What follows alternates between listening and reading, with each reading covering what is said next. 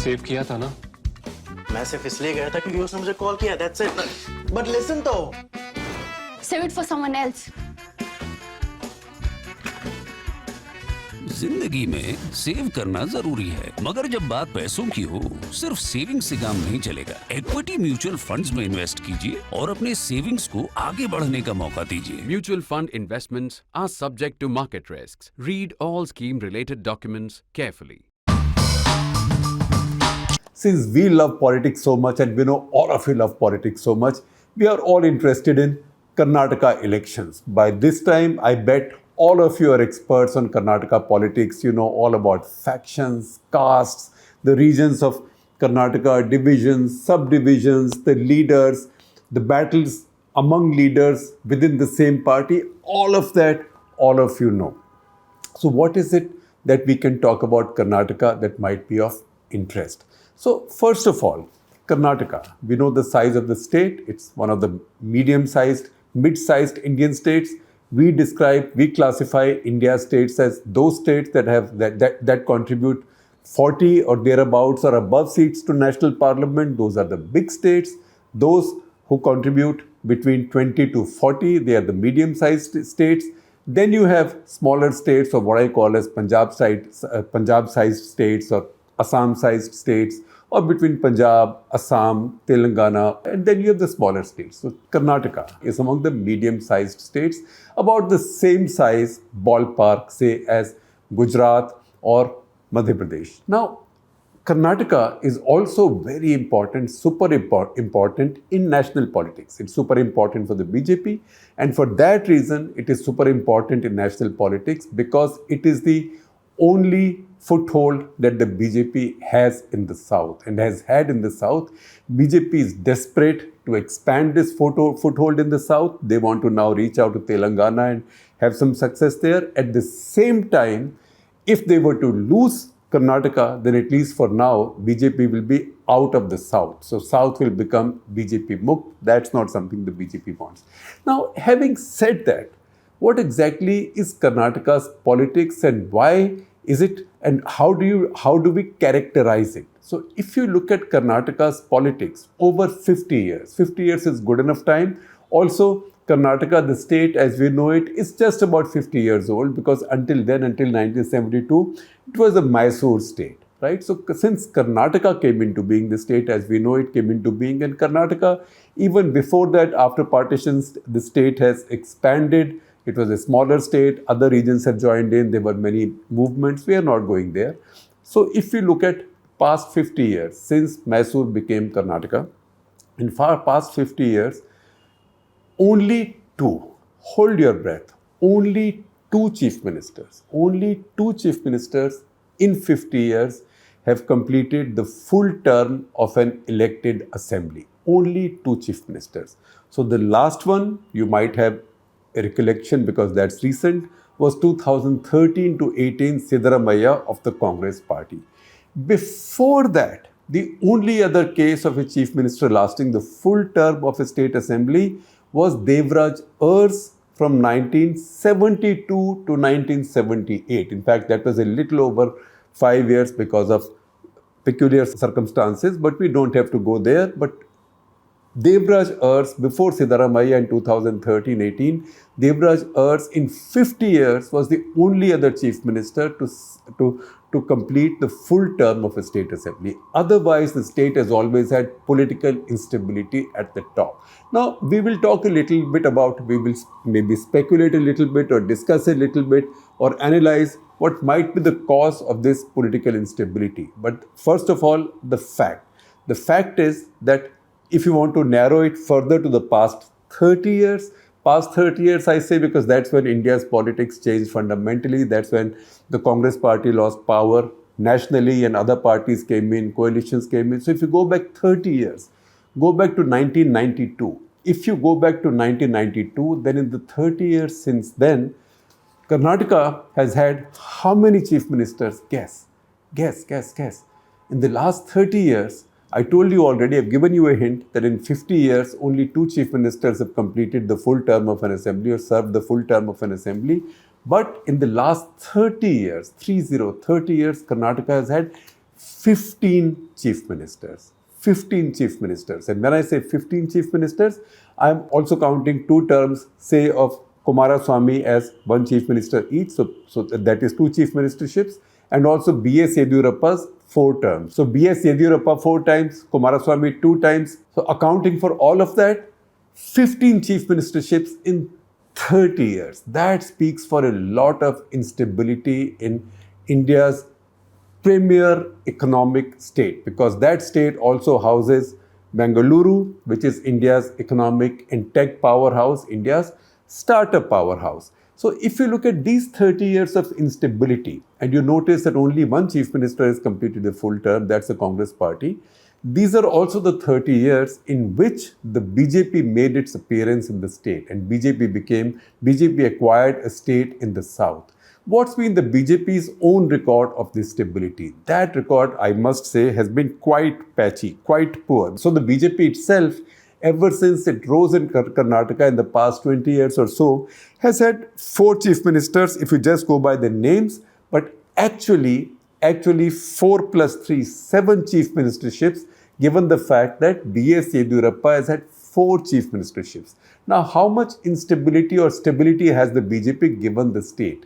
And that might be one of the reasons why BJP is right now facing such heavy anti-incumbency, which I'm not saying that anti-incumbency will be decisive, because Prime Minister is working very hard and he's the BJP's only vote getter. It's also true that in Karnataka right now, the BJP has nothing else to talk about except the Prime Minister, except to seek a vote for the Prime Minister, which has obvious risks. But the fact is that the BJP in less than 20 years has had B.S. Yediyurappa Chief Minister 4 times.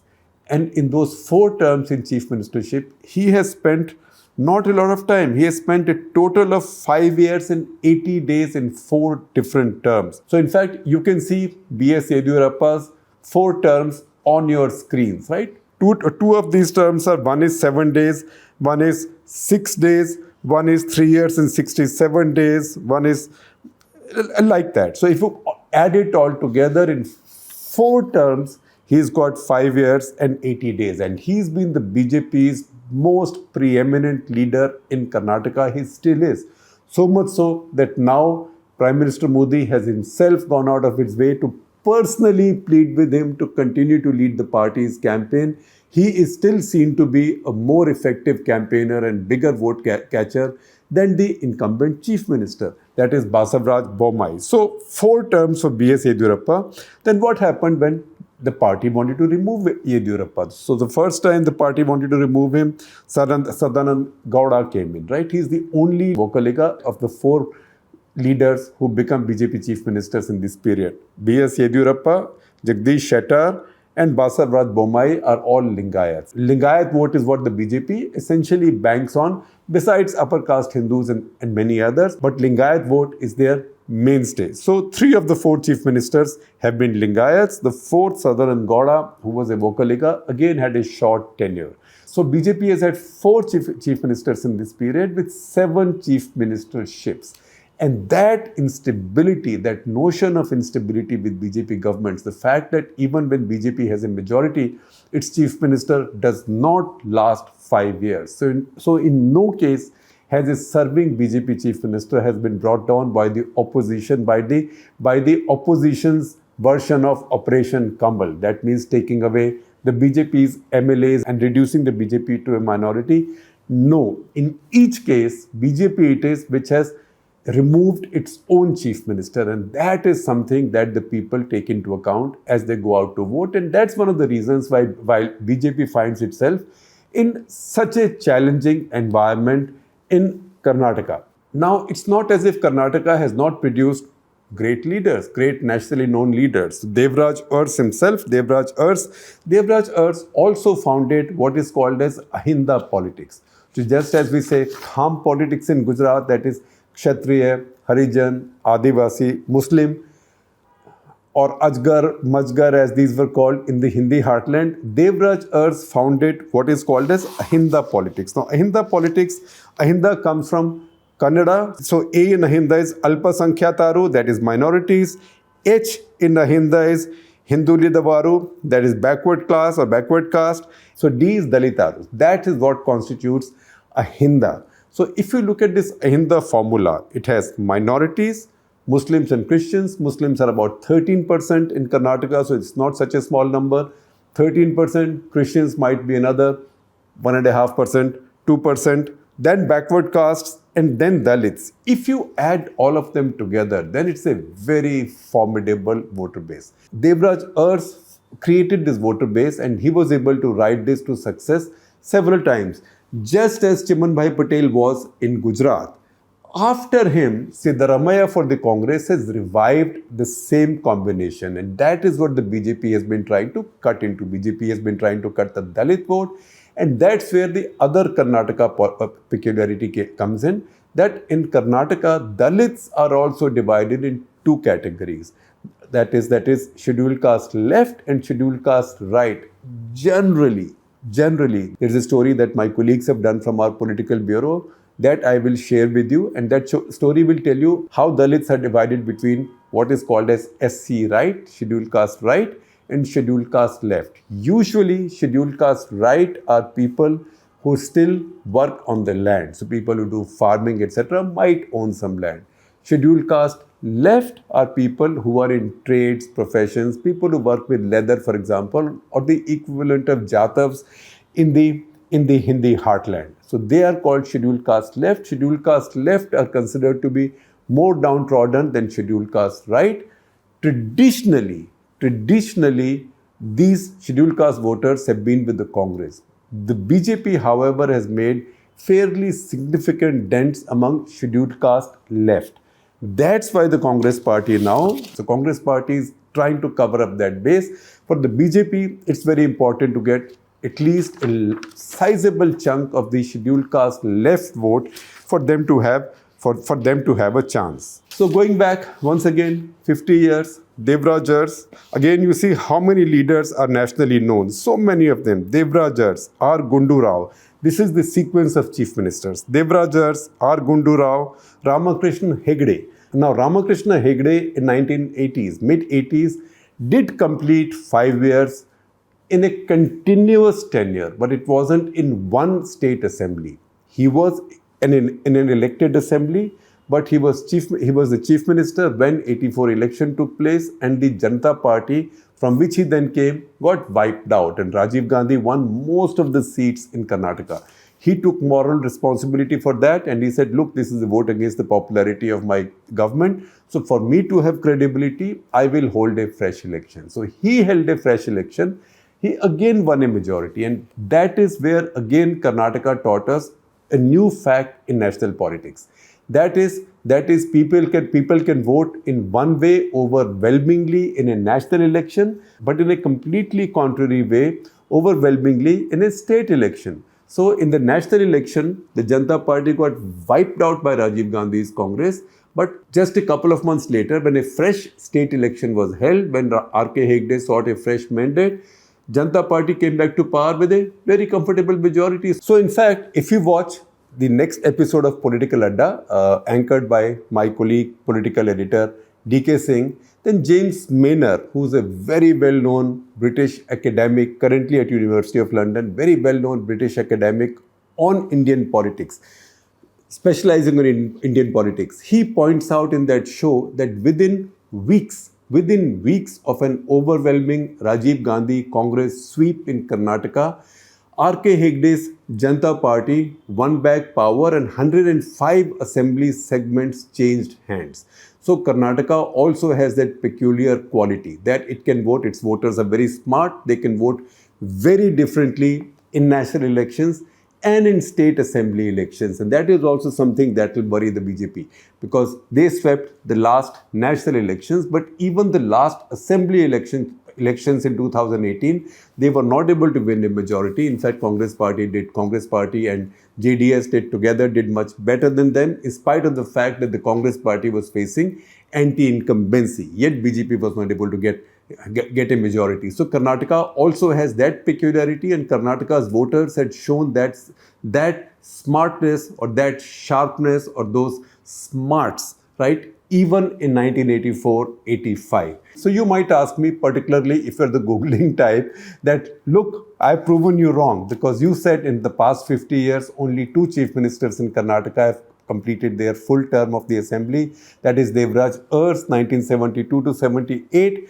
and then Siddaramaiah 2013-18. But I can see that in the 80s, Ramakrishna Hegde also served more than 5 years continuously. That's because he served more than 5 years across the tenure of 2 assemblies. So the first one, he stopped midway because he had lost parliament elections to seek a fresh mandate. When he won a fresh mandate, he did not serve a full term. He was halfway through that term when that famous or infamous scandal took place where he was accused of tapping the phones of other people, including by Subramaniam Swamy, and he lost his job. He had to resign his job. So he did spend 5 years, he did serve 5 years, but across 2 state assemblies. So this instability has continued. Once again, let me run through the list. Devraj Urs, R. Gundurao, R.K. Hegde, S.R. Bommai, Virendra Patil. Devraj Urs actually became chief minister twice, so count him as twice. Virendra Patil, S. Bangarappa, M. Veerappa Moily. All of these are nationally known figures. None of them is lightweight.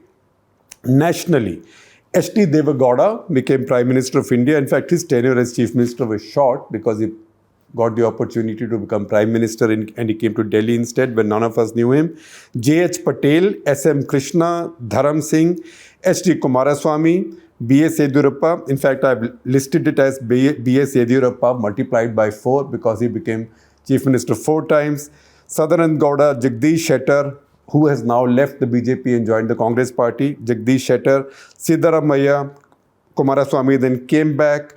Basavaraj, Bommai now. So these have been the chief ministers of Karnataka. As you can figure, most of them are nationally known figures. The other peculiar thing about the politics of Karnataka is that this is one state where BJP has not been able to ensure stability within its party, right? So in fighting in the party, BJP has had only one preeminent leader there. That is B.S. Yediyurappa. But B.S. Yediyurappa is an independent-minded person.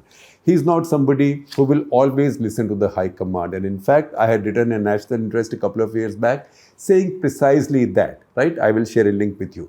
And that's why the high command doesn't like him, and that's why they keep removing him. At the same time, they cannot get power without him. And when they remove him, one time when they removed him, he resigned from the BJP, he set up his own party, he contested that election, he got not a lot of vote but enough vote to ensure the BJP's defeat by very large numbers and a very comfortable majority for the Congress party. Since then, once again, the BJP is not able to tolerate him, the High Command is not able to tolerate him as an autonomous chief minister, but at the same time, now they've accommodated his son, they keep flattering him in the hope that he will not desert them. The other BJP Chief Minister, Jagdish Shettar, has now joined the Congress. So Karnataka again is a unique state where BJP has not been able to maintain the stability of its own Chief Minister. Look at this, compare and contrast this with other BJP states. See, for example, Madhya Pradesh. Shivraj Singh Chauhan goes on and on and on, 4th term. Raman Singh served 3 terms in Chhattisgarh. Vasundhara Raje, twice Chief Minister, never disturbed within the tenure of her chief ministership.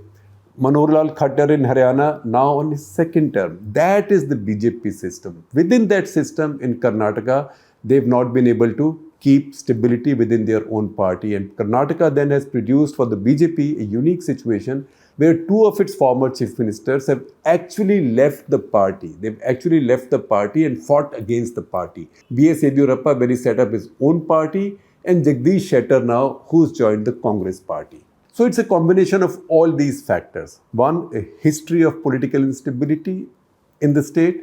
Number 2, the BJP's inability to keep its own party together and shuffling too many chief ministers to the extent that 2 former chief ministers have campaigned or fought against the BJP, and one of them right now has joined the Congress party. 3rd, Congress's ability to revive an old electoral caste and vote bank based alliance in Karnataka. And 4th, BJP's over-dependence or total dependence on the Prime Minister. All of these factors have combined to make Karnataka such a fascinatingly complex election this time.